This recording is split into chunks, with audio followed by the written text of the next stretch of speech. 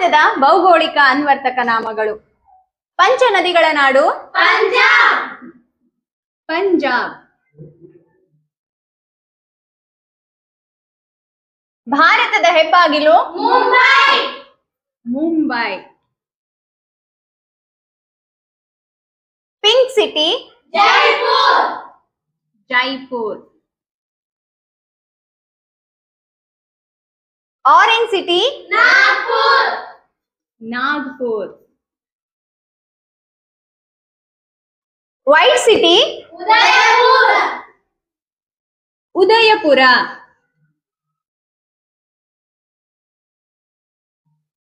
ಅರಮನೆಗಳ ನಗರ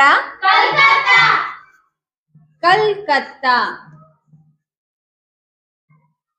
ದೇವರುಗಳ ನಾಡು ಕೇರಳ. ವಜ್ರದ ನಗರ ಸೂರತ್.